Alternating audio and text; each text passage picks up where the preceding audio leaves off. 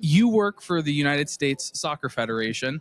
In your panel, you were kind of talking about how that is more than just the national men's and women's team, and there's a whole bunch of other teams under its umbrella. Can you tell me a bit about those? Yeah, so U.S. Soccer Federation is actually 27 national teams. So everybody knows the men and the women. They go to the World Cup, but we have everything from youth, from 15 all the way up to for the boys and girls. Then we also have beach soccer and futsal and power and a deaf soccer team. So yeah, a lot of soccer going on, and the federation supports all of those 27 teams. We have the World Cup coming up right around the corner. What have you been doing with the U.S. Soccer Federation around the World Cup? Yeah, so preparations for the World Cup that's happening in just less than 50 days started as soon as Qatar ended. So a lot of the work happened even before I joined U.S. Soccer.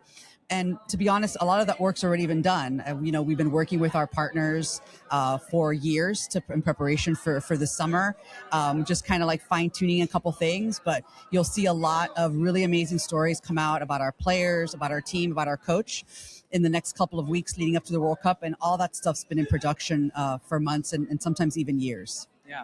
You had talked about in your panel just now about the diversity of soccer and how many people it reaches. Can you talk a bit about how brands can reach the individual, soccer fan? And I guess what is important for brands to think about when working in sports and soccer specifically? Yeah, well, the best way for brands to reach audiences through soccer is to partner with U.S. Soccer. So I'll just throw that out there. But, they need to realize that soccer is one of those sports that really reaches across all generations, across all demographics, whether it's because kids are playing it or because parents are on the sidelines. I have a lot of, friends and colleagues who still play soccer in adult leagues. So it really touches people at all points in their life.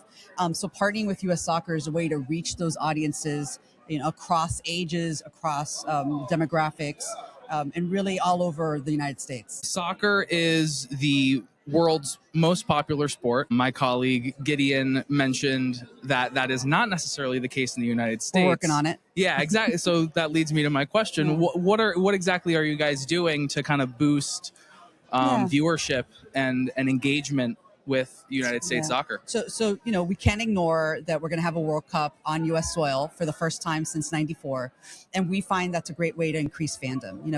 We see that within 30 days after a World Cup, fandom will start to drop off. So we're really hyper-focused on that. How can we keep fans in the fold, keep them interested in soccer even after the World Cup ends?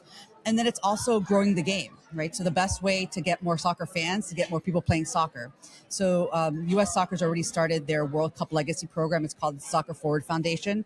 And one of the main pillars is about having soccer be for everyone everywhere and growing the game and access to soccer, removing those barriers to kids playing soccer, because the best way to create new fans is to get more kids playing soccer.